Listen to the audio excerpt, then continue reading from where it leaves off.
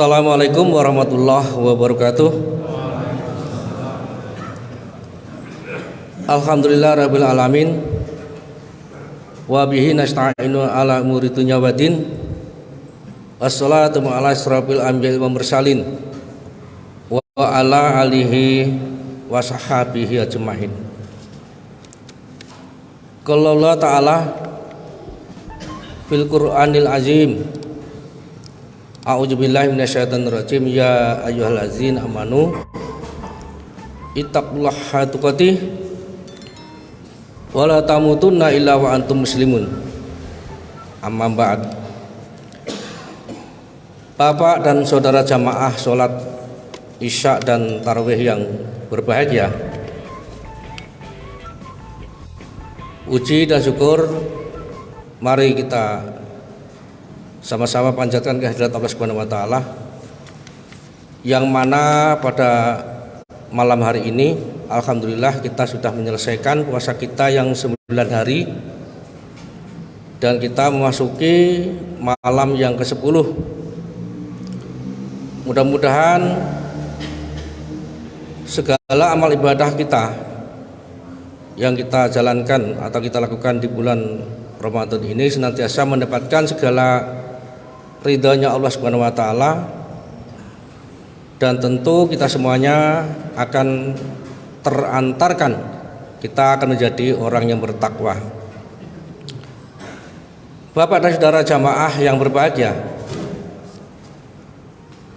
mari sama-sama kita ketahui dan sama-sama kita pahami yang bahwasanya sumber akidah yang ada pada agama Islam itu hanya ada 2. Yang pertama adalah Al-Quran. Al-Quran itu sendiri adalah merupakan firman Allah Subhanahu wa taala, yang semua apa yang terkandung di dalam Al-Quran tidak perlu kita ragukan. Artinya kita sebagai orang yang beriman harus kita yakin, harus itulah menjadikan sebuah renungan bagi kita bahwa itu adalah pedoman bagi kita semuanya. Yang kedua adalah as-sunnah.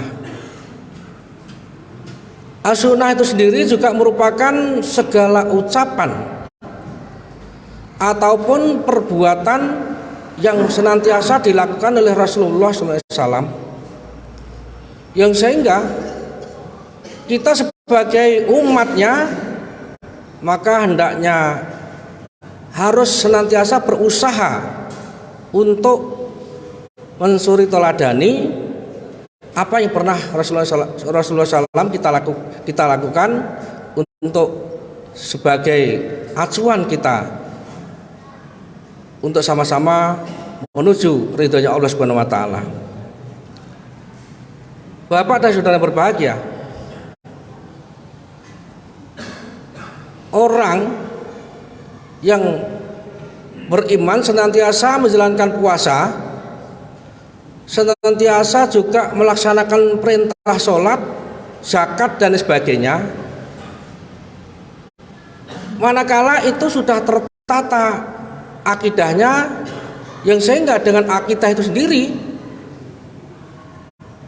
dari sumber akidah yang kedua itu akan mengantarkan kita untuk menuju mentauhidkan Allah Subhanahu wa taala, mengakui bahwa Allah Subhanahu wa taala itu adalah Maha Esa. Kalaulah kita berbicara masalah ketauhidan, jelas Allah Subhanahu wa taala di dalam firman-Nya pun sudah jelas. Dalam surah Al-Ikhlas itu sendiri adalah merupakan surah yang mentauhidkan Allah Subhanahu wa taala. Qul huwallahu ahad, Allahu samad, lam yalid wa lam yulad wa lam yakul lahu kufuwan ahad. Qul huwallahu ahad. Katakanlah hai Muhammad bahwa Allah itu Esa. Nabi Muhammad SAW saja yang merupakan manusia pilihan Allah, yang merupakan utusan Allah, masih mendapatkan perintah untuk mengakui, untuk mentauhidkan Allah Subhanahu wa taala. Apalagi kita ini sebagai manusia yang banyak sekali kekurangannya, yang sehingga pantaslah kalau kita ini senantiasa berittiba atau senantiasa mengikuti suri teladan Rasulullah SAW. Allahu Samad, Allah tempat bermohon, Allah tempat meminta, Allah tempat berlindung. Jadi kalau kita orang yang beriman, segala permintaan kita, segala permohonan kita yang tepat, yang sangat pas sekali manakala kita hanya memohon dan meminta hanya pada Allah Subhanahu wa taala, bukan kepada yang lainnya.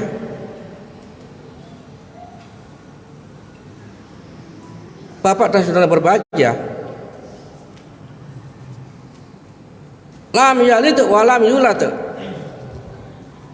Allah tidak beranak dan Allah juga tidak diberanakkan. Sesuatu yang beranak, sesuatu yang melahirkan, itu adalah bukannya Allah, melainkan itu adalah makhluk hidup yang Allah ciptakan.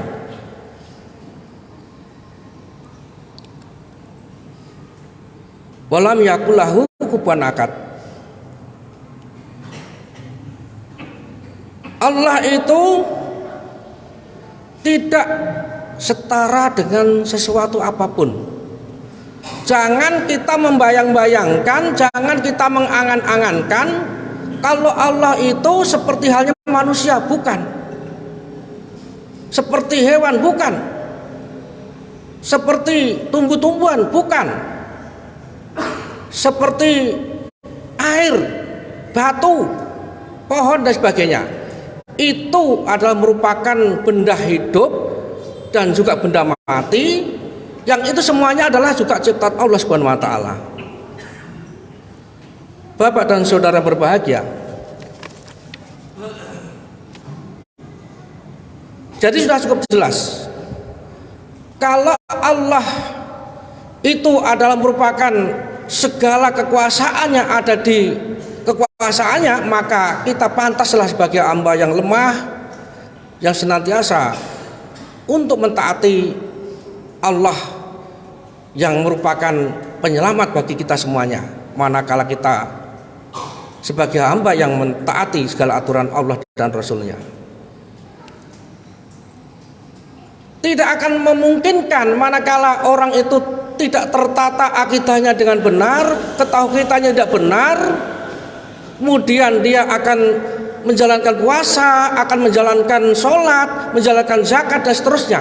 Tidak mungkin, karena kita ini sudah tertata akidahnya, sudah tertata ketauhidannya, imannya yang sudah kuat, maka perintah sholat, puasa, zakat dan seterusnya itu adalah bukan sebuah kewajiban saja, bahkan itu adalah merupakan kewajiban bagi kita semuanya, merupakan kebutuhan. Butuh menginginkan agar kita ini menjadi hamba Allah yang selamat dunia dan akhirat.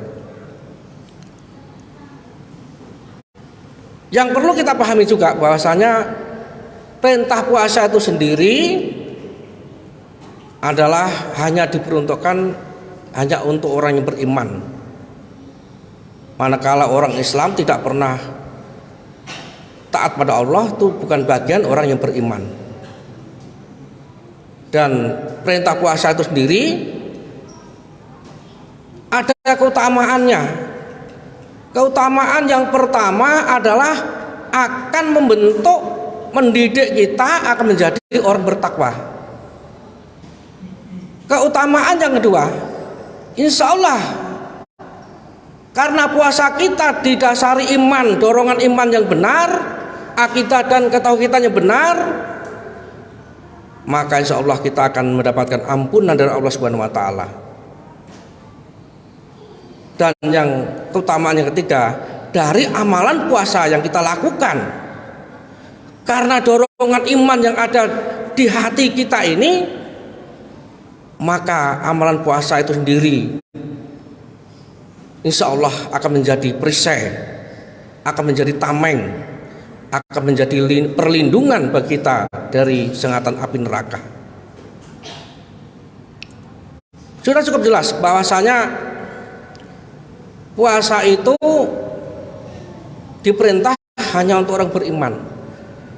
Berimannya seseorang mulai dari seluruh nabi, mulai dari Nabi Daud alaihissalam, Nabi Musa, Nabi Isa, sampai Nabi Muhammad ini, hanya orang-orang beriman yang mendapatkan perintah puasa itu.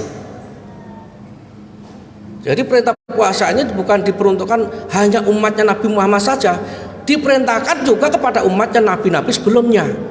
Hanya yang berbeda syariatnya saja. Kalau umatnya Nabi Daud alaihissalam sehari puasa, sehari tidak. Itu yang syariat yang ada pada Nabi Daud itu.